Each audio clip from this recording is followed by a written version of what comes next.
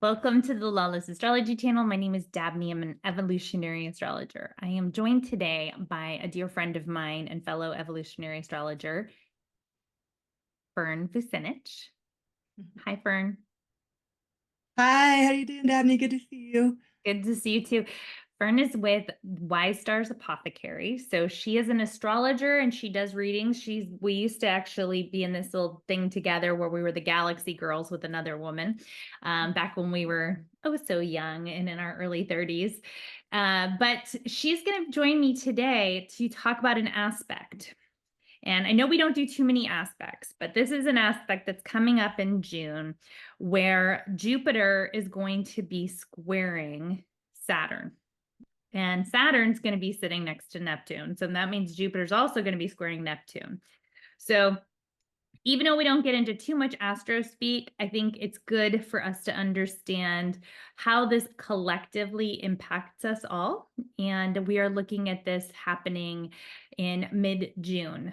So, Fern, you want to set the stage and talk a little bit about what was interesting about this particular aspect and why we decided to talk about it today? Sure. Yeah. So Jupiter-Saturn aspects are always really significant in the collective. So the last time we had a Jupiter-Saturn aspect was in 2021, right in the middle of the pandemic when Jupiter in Aquarius was conjunct Saturn in Aquarius. So during that time, that was a really challenging time for a lot of people, but it was also a time where there was a lot of collective sort of coming together. There was collective tension, but there was also collective unity. And there was a shift in how we see ourselves, collectively speaking. So this time we're having a really different relationship between Jupiter and Saturn on a number of different levels. One is Jupiter and Saturn are both going to be in cardinal signs. And this is also this square, which is an aspect that has to do with both tension, but also creativity. So it's a 90-degree angle square. And I always explain to my students and clients that, if you go back to geometry class, a 90-degree angle is two lines intersecting. And so if we think about two lines intersecting, that could also be two sticks rubbing together to create fire. So I think there's a lot of potential with the square to create something new and generate creativity, but there's also potential for conflict. Yes. So Jupiter Saturn is a very interesting combination because Jupiter expands things and Jupiter kind of allows things to flow and it puts energy somewhere. And Saturn is a little bit more realistic. It's a little bit more about restriction and reality. So if you watch my channel, sometimes I describe Saturn as the teacher that gives the most homework that everyone hates, but that you learn the most from. And Jupiter is the teacher that doesn't give any homework and everybody loves Jupiter and you've learned nothing because it's very easy to just let Jupiter pass you by. And you have to put the effort in to take advantage of it to some degree. So having those two in any kind of cosmic conversation or relationship is something that is like this push and pull. Absolutely. And that, though, I mean, that's the beautiful thing to me about Jupiter Saturn relationships is that contraction expansion is basically the rhythm of life. That's how we come into the world. That's the blood going through our veins. That's our heart beating. It's contraction, expansion.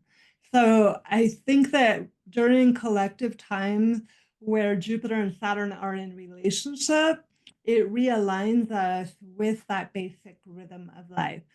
Now, the square is going to be a more intense kind of personification. We're going to feel it in a much more, I think, potent way. But I'm excited about this relationship that's going to be kind of coming in as we get towards mid-June. Yeah, the 2021 conjunction, when I reflect back on it, 2021 felt very confusing, I think, for a lot of people, because I think there were these kind of bifurcated camps of people where it's like, you know, things just started to divide us. And so, depending on which side you were on for the moment, like around COVID, it was kind of like you saw things through a very Saturnian lens, like we should shut things down, we need to protect people. Or then there were the people like that were very optimistic and were like saying this, this is nothing, we need to open back up. And then there, but this is where the flip flop, right? Like we each embody both Jupiter and Saturn, because then there were people who were like, well, it's your responsibility to take the vaccine. Well, the vaccine's too dangerous, right? Like, oh, we're so lucky to have a vaccine. But then so the same people who were doing some Jupiter stuff were doing some Saturn stuff and some, but I think that really in our country, especially, kind of set in motion this sense of division that has not been healed yet. And so, and not necessarily around vaccines per se, but just kind of philosophy and what's going on and how we see the world. And so, just just kind of the trauma that everybody experienced from COVID. And so now with this cardinal energy, we've got, like you said, something's going to get accomplished. I feel like there was this kind of like when the two were together, I don't really know that one won out. There was sort of this like, I don't know what happened. And it was just frustrating. Yeah, no, that's a good point. I think with the conjunction, the feeling or the theme of the sign is more fused, and it's a little bit hard to tease out which is which. But with, excuse me, with Jupiter square Saturn, we're likely to feel the distinction between those two in a much more palatable way. Yeah. Yeah. So, and Uh, also with the squares, as we know, things get done. Like you can't really ignore a square, is been my Absolutely. experience. Absolutely. No, square. I think that's a really good thing to point out. You cannot ignore square. So it really is like that fire that just is there and you've got to make use of it somehow. So Yeah. we've got Jupiter moving into Cancer. And so and then Saturn will be in Aries. And so those are the squares. So do you want to talk a little bit about those two energies and what you see kind of coming up? Sure. So always helpful to look backwards, especially when cancer is involved, because one of the qualities of cancer is looking at history and looking at the past. And you are a cancer, and that's why I think you have the history focus, you like to talk about. And I have Venus in Cancer, so I love history also. You also have Venus in Cancer, so we've got that Cancerian. Hopefully, we get a nice boost out of this Jupiter. Yeah, I'm looking forward to the Jupiter Cancer personally. Yeah. So Cancer, the last time Jupiter was in Cancer was about 12 years ago. And so we can look back to that time for some clues on some of the themes that might arise. But this is going to be a really different time because of Jupiter square to both Saturn and Neptune.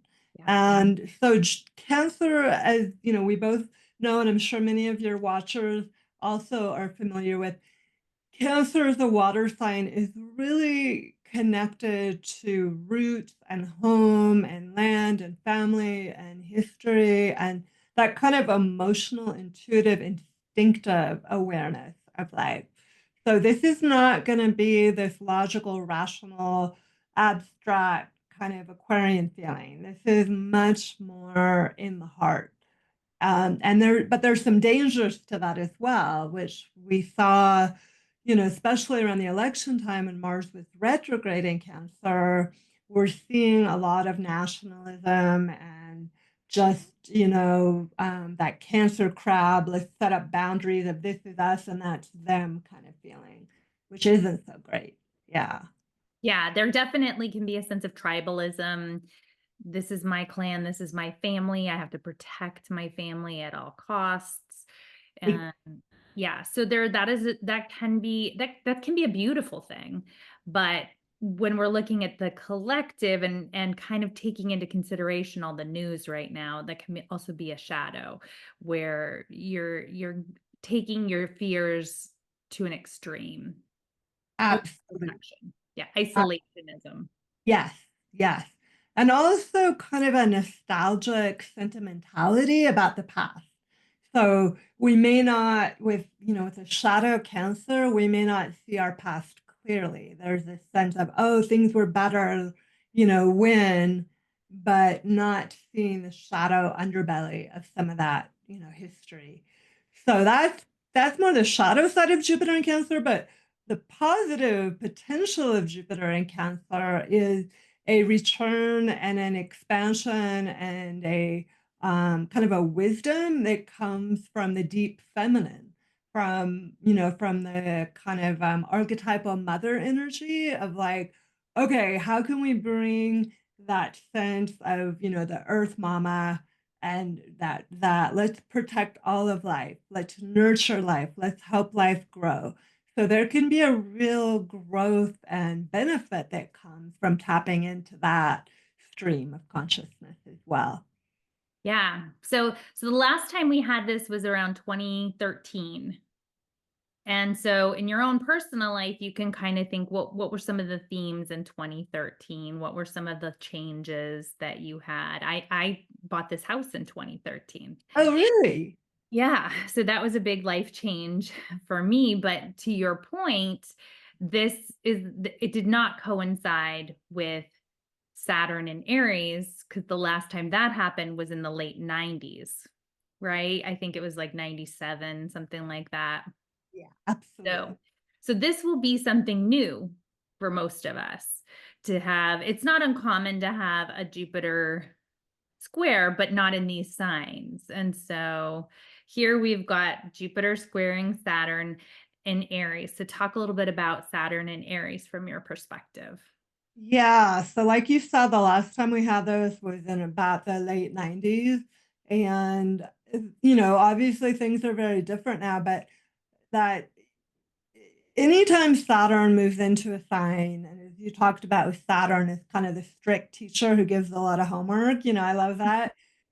Saturn is there to teach us some lessons about that sign. It's there to teach us how to gain more authority and more mastery around the qualities of that sign. So Aries, the first sign in the zodiac, the birth of life, that like sheer, just like, baby coming out of the womb and crying and like, I'm alive, what am I going to do with it kind of feeling. So with Saturn in Aries, it that experience of Aries is has more kind of obligation to it. There's more of a sense of responsibility in how we use our Aries qualities. So anger, protection, leadership, I think is really a big one with this. I think leadership is really up right now for a lot of reasons, but the Saturn in Aries is going to bring it to the forefront in a much more focused way. So, yes, we will be learning a lot about those Saturn or Aries qualities. Yeah, and one of the things it's interesting because Jupiter and Cancer, I do believe, Jupiter expands things, and Cancer, as we were just talking about, is a little bit safety focused, and it is very nurturing. Cancers like to, make sure they're home and everyone is protected. Saturn has a protective element as well, but Saturn in Aries is much more about, individuality and Spartan. It's more like I want to make sure I just have my basic needs met. So the Jupiter, which wants to have lots of stuff and feel like, we've got lots of food in the pantry, but Saturn might be like, we don't need a lot of food in the pantry. We just need what we need. And so there's this kind of tension between the two. Absolutely. And I think too, Saturn in Aries has more of a going on the offense quality of, aggression and learning about aggression and what are the rules to war, the art of war, so to speak. Whereas I think Jupiter in Cancer is more protective and defensive. So this tension between offense and defense, I think is going to be really strong as well. But yeah, like to your point, Jupiter in Cancer has a lot of generosity and opulence, and let's make sure we have all the resources we need to feed life. And Saturn in Aries is no, what do we need just, to make to win, basically. Let's pare things down to the point that we're on the winning team. So there is that tension there as well. And I think that one of the positive things that I could say about that is Jupiter, or a lot of Cancerian energy.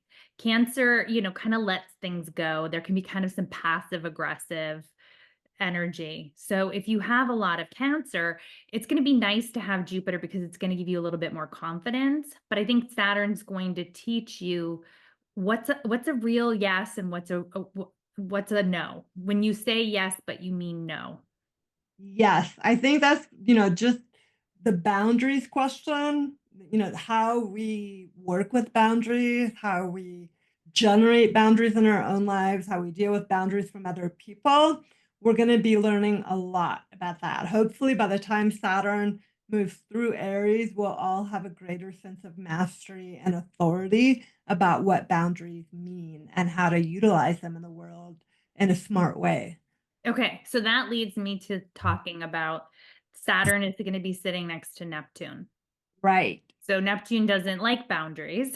And so and Jupiter's going to be squaring that Neptune at the same time it's squaring the Saturn. So there's just going to be a lot of in June, it's interesting. I think in June there's sort of this energy of like trying to figure out where we're going, trying to figure out what our actual desires, our needs, our wants are. What do you like? What is your kind of just big picture feeling from this transit in mid-June? Yeah, well, to circle back around to the beginning, I think that there is a kind of with the square, it's impossible to ignore.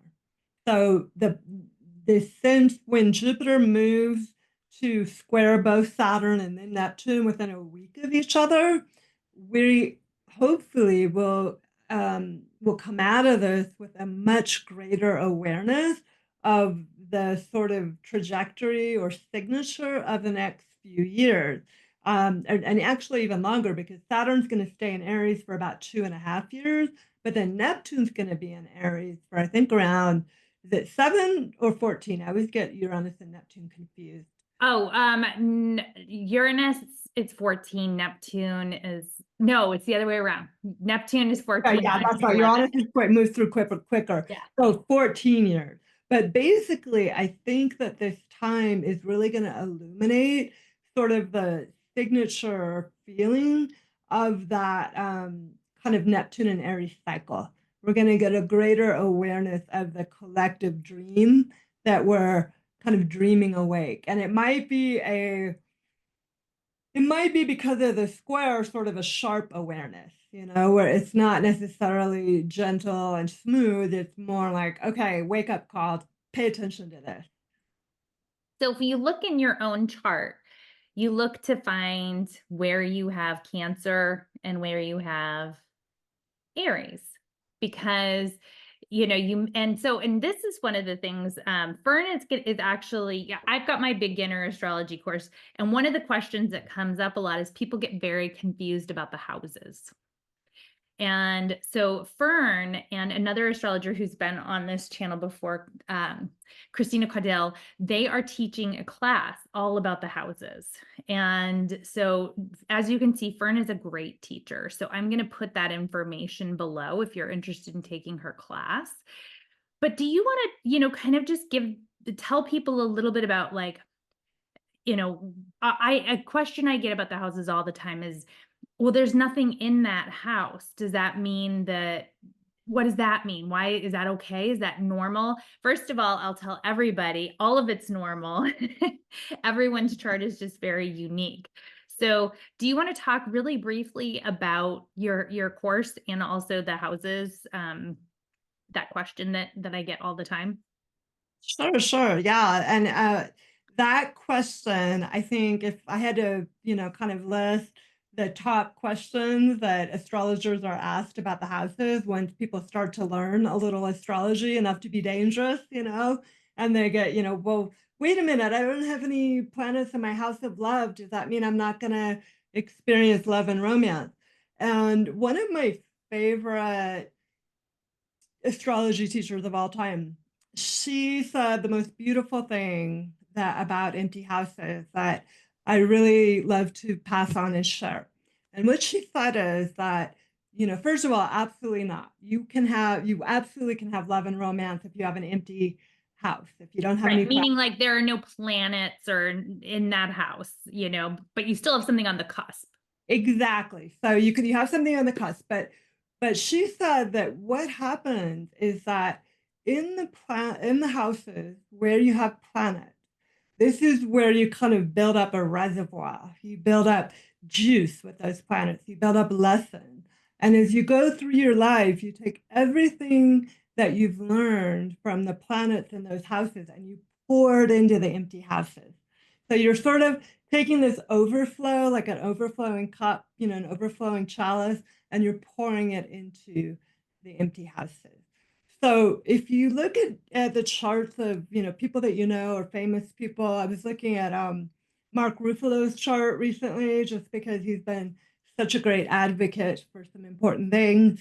And I was looking at his biography and his chart, and I saw that he'd been married for 25 years and had a really, especially for Hollywood, long-term, stable, supportive partnership. His wife, was really there for him when he went through a chronic illness. Now, he has nothing in his seventh house, and yet he has one of the most stable, seemingly happy relationships in Hollywood. So there's tons of examples like that. And so I like to think that he's been kind of living out that teaching of you take what you learn from the planets and the houses and pour it into the empty houses.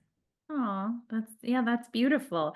I think of it also that there is, certain lessons that we're learning in our lifetime, and so there might be more, energy that you need to put into your 10th house of career because you've got 10 planets there or whatever, or 3 planets, right? And, so but it doesn't mean that the rest of your life isn't taking place or happening, and then you get clues with all sorts of, and all of the planets are talking to each other, and the ruler of the house cusp, I mean, it's all sort of intertwined, and so there's information no matter whether there's a planet there or not. Yeah, absolutely. The ruler of each house is really important. And especially if you have an empty house and you want to get more clues about how that house might manifest, looking at the sign that's on the cusp and then the planet that rules that sign and what house that planet is in, what aspects it's making, all of that is going to give you a much more full picture of each house. Yeah. So this is a little diversion from our topic, but that is a question that I get often. And so, if you want to learn more about the houses, definitely check out Fern's deep dive into each of the houses. And also if you want to figure out, because you don't understand even like, and from a beginner level, how to figure out what planet is on the cusp, you can check out my beginner class. So all that Yeah. information will be below. Yeah, and in terms of our topic, Jupiter and Saturn, I think to personalize that collective square that's happening, looking at the houses in your own natal chart where Jupiter is going to be moving into Cancer and where Saturn and Neptune are going to be hanging out for several years in Aries, that can really help you get to know those houses and kind of dive deeper with them and really understand how this collective experience will manifest for you in an individual way and just the relationship between that collective experience and the individual manifestation of it. Yeah, so I was looking at the US Sibley chart, and the US Sibley chart, it's really it's going to be starting to go through the 4th house, that's Saturn and Neptune. So I don't know if you'd like me to pull up the chart, or if you kind of, I know you've got some sort of photographic memory of charts, but I was wondering, like, what is your interpretation of kind of what we can expect with Saturn and Neptune traveling through Aries, squaring the Jupiter traveling through the US seventh house.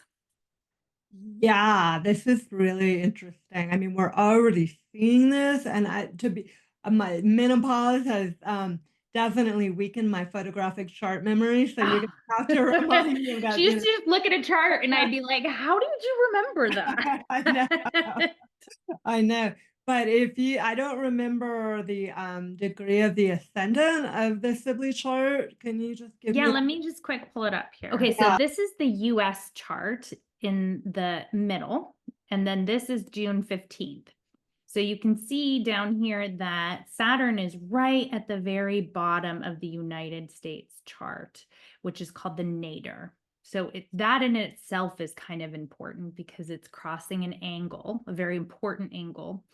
And then here we have Jupiter at 1 degree of Cancer, pretty much sitting on top of the US Venus, which has to do with allies. So Fern, let's talk a little bit about what we think could be going on with this square, because that's seems kind of potent and powerful.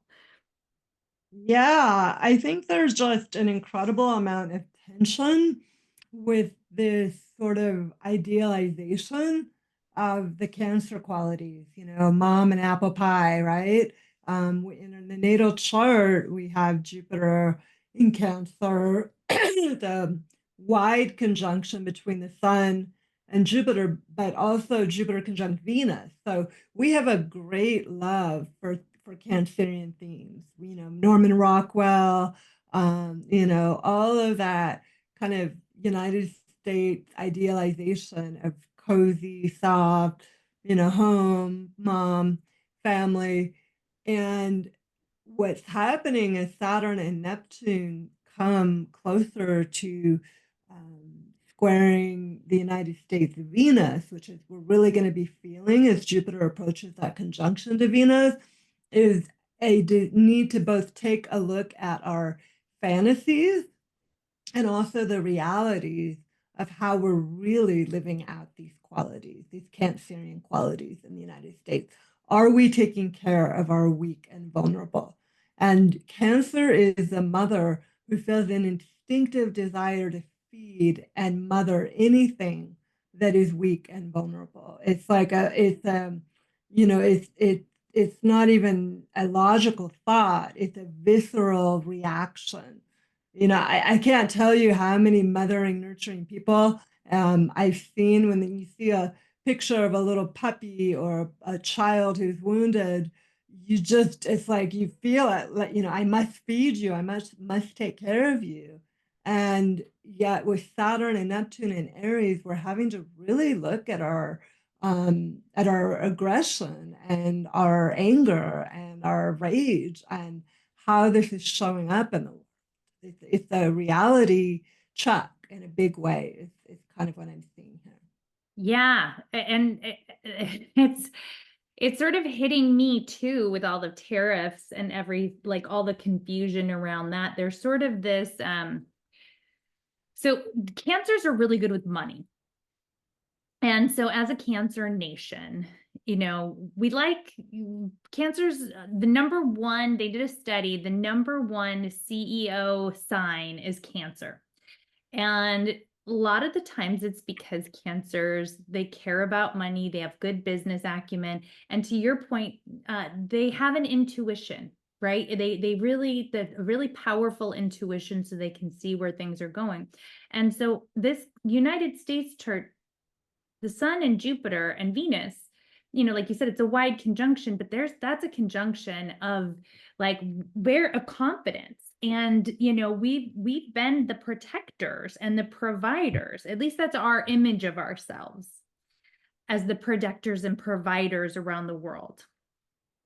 And so, we just shut down a lot of the programs where we were providing food and we were providing aid. And so this Jupiter, there's this kind of interesting overconfidence.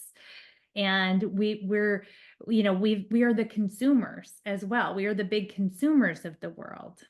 So Jupiter, we have all this, kind of confidence, overconfidence, possibly hitting all of our planets. Yeah. While we have Saturn, which is restriction, which is at the very bottom of the chart, hitting the very, very root, the root that we often, that's behind it all. And so it's kind of like that sort of wanting to, we want to still be able to buy whatever we want to buy, and we still want to be seen as the good guy. Yet we have to, that square, that tension is we have to grapple with the fact that, like, that isn't always how we are seen or how we've behaved. This is, Yeah. like you said, like this image versus the reality are going to be coming into conflict. Yeah, and I'm just kind of seeing this image of a very sharp needle poking, pricking a very large overinflated bubble. And that kind of dissolving because it Aries is ruled by Mars is sharp. There's a metallic, Mars rules iron. So there's a sharp metallic point that comes with Aries qualities. And with Saturn, it's like, okay, we're gonna be very kind of strict about cutting out anything that is not absolutely real and true and authentic. Aries is all about being authentic, all about what is the self I need to be it over and over again.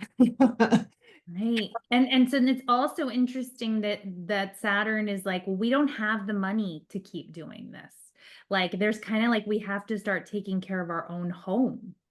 Yeah. And so this is not this is purely an astrological observation. It is not implicit that we should stop giving aid, right? But I'm just saying there's more of a focus on the financial reality, because Saturn, it's like, okay, here, what if we don't have enough? We've borrowed so much money. How are we going to do this? But now here we've got, the Jupiter, which is these big tax cuts for wealthy people with Venus. And, this is kind of that Jupiter like overconfidence. And like you said, there's kind of like a being smacked with reality, which is like, no, we have to actually make sure that we are taking care of what we have here in our own home. Absolutely. And I think you've talked about with other guests on your show about the Civil War and how Neptune moving into Aries as the Civil War started, and that bringing kind of a new era into American history. And, an actual physical war didn't break out this time around when Neptune moved into Aries. But I do think that we're seeing a new cycle coming where there is sort of a glorification or a fantasy about war and aggression and being strong, and this tension between sort of the archetypal mother and the archetypal warrior, that we're really going to be feeling that coming in as well during this time. Yeah. Yeah. And when Neptune was last in Aries, it was also in the fourth house of the US chart, which was war on the homeland. And so it doesn't have to be a little literal bloodshed, but it can definitely feel like we are in battle. We're sort of gearing up for like maybe even an ideological battle about the soul of the nation, because the fourth house is really the soul. It's where we house the soul of a country, or your home, your family, your origin story. And our origin story is being activated, whether that origin story is around the what if it was, this was July 4th, 1776 when this is done, right? But if we take that as the chart, it's like, what is our founding? What is the bottom of this chart? This, our home, our origin. What are the myths that we tell ourselves? But what is also the reality? What do we want the reality to be? Pretty Yeah. powerful time. Yeah, and I mean that's one of the gifts of Neptune is that it does bring our illusions front and center. We can become lost in the illusion, but we can also become aware of the illusion. So I think this Jupiter squaring Neptune gives us a chance right at the beginning of this cycle to kind of get a sense of what illusion we've been dreaming up, so to speak. I think one of the positive things, because we don't want to be too depressing, but because I do think there is like Yeah. some growing up maybe we have to do, but I think that there is going to be, Jupiter can also come to the rescue sometimes. Like this might be, like we may escape some of the worst of what was predicted with the tariffs, right? Like Jupiter is kind of like, Jupiter sometimes will come to the rescue when, as long as you're not overconfident, right? Like you have to kind of work with Jupiter. And this is where we can have a renewal of ourself as good stewards of finances, where we could be a good steward of protecting others, that where there could be positive changes within the education system and women's rights and all of these things and our allies. I mean, this is the potential. I'm not predicting that per se, given what I read in the news, but that really is the potential. Would you agree? Oh, absolutely. I think, like you said, Jupiter doesn't give a lot of homework, but I think if you do the homework anyway, you get a lot more out of Jupiter. So, Right. the sign that Jupiter's in gives an indication of where the gifts are coming from. So, what during Jupiter's transit through Cancer, the gifts are coming from mothering, from nurturing, from that sense of emotional connection, from caring for others who are more vulnerable. That's where we're going to get expansion and growth and benefit. So if we can maximize and initiate those qualities in the world, I think we'll feel the upside of Jupiter, the positivity that Jupiter has. Yeah, and I know that the astrology podcast did a lot about Saturn Neptune conjunctions. And since we'll be having one next month, the exact conjunction is until 2026, but within 1 degree, I mean, you're absolutely in a conjunction. And one of the things that they came back to time and again was the changing of borders, and that the changing of geopolitical borders, alliances, like that is definitely something that is a theme that has come up quite a bit. And so having that in our fourth house is really interesting too, with all of the talk about, and that could be part of that Jupiter square, all the talk about the 51st state being Canada. And wanting to take over Greenland and things like that, like wanting to expand our our land, our borders, but also then constricting our borders, like who we let in, who we don't let in. And so like that's very common themes with Neptune Saturn transits in general. Yeah, I think the Jupiter square is really going to illuminate that and bring that into the forefront more. But I also think that part of the individual relationship to the collective here can come about through really considering what are the qualities that make you feel at home. What are the emotions that you cultivate to feel that you are sharing a sense of homeland with other people. How can we bring in more of a positive kind of life affirming sense of home? Do we really have to kick other people out in order to feel like our homeland is safe? Like, what are the alternatives to that? So there's ways that we can explore this Jupiter and Cancer that don't have to be so penalizing of other human beings. And I think that we can also look at that Saturn Neptune in the fourth house as an opportunity to really scale back to what's really needed, like what's really important to us, instead of trying to be all things to all people. And that's here in the US, but that's also in our daily lives. It's like what do we really value, and how do we want to kind of get rid of anything that doesn't serve us any longer. Yeah, I think that's a really good point. I think because Saturn is the symbol for Saturn is the scythe. It's like that cutting of the wheat. That's the tool, right? And so it's that sense of like, how do we kind of narrow down and get really clear on what's absolutely essential for going forward? That's part of the work of Saturn. What do you absolutely need in order to sustain? Because Saturn is that planet that rules Capricorn, and Capricorn is all about long term sustainability. So we have with Saturn and Aries, it's like, how do we sustain our passion, our sense of identity, our sense of life force, all of those Aries themes we're going to be really zeroing in on and separating the wheat from the chaff here. Okay, so one last thing. So I love all of your observations, Fern. They're amazing, and so you can see why I like getting. I get readings myself from Fern, by the way, and she is available for reading. So if you want to get a reading from Fern, definitely I highly recommend it. And she's one of my go-to people that I go to because she always gives me a little nugget of something that I hadn't thought of myself.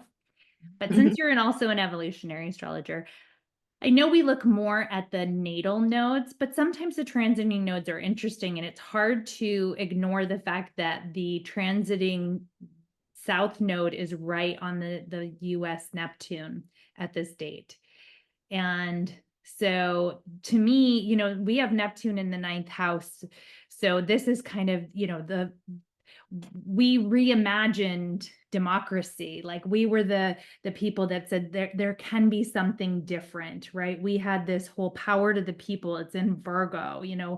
We were sort of the leaders of the free world. That's what we kind of saw ourselves at. And for many decades we have been. But it's interesting having the south node there sort of maybe challenging some of those belief systems, and the north node in Pisces opposing that Neptune, basically saying, okay, this does have to be about compassion, and you have to also speak about that as well. So what do you see?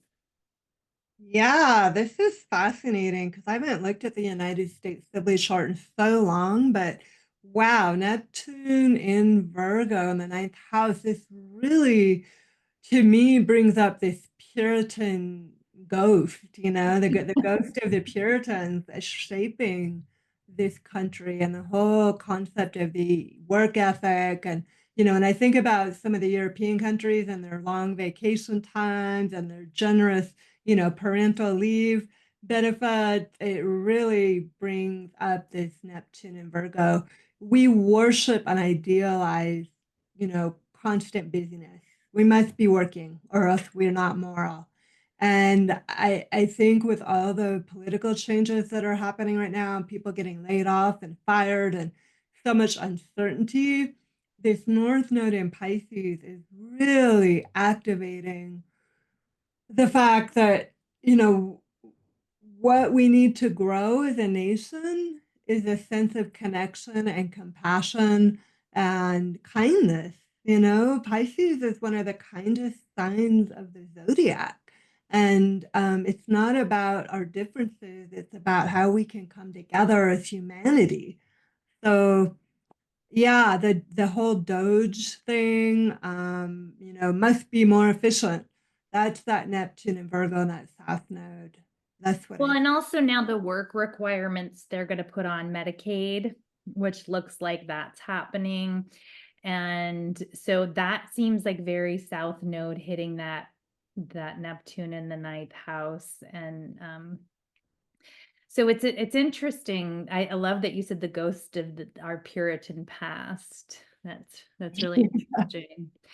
So, well, some good observations there to kind of just say that, we can't predict exactly what will happen, but we can see the themes, and it does look like that we are going to be challenged around our identity. And this is an opportunity to kind of integrate those two energies of Jupiter and Saturn, and in your own personal life as well.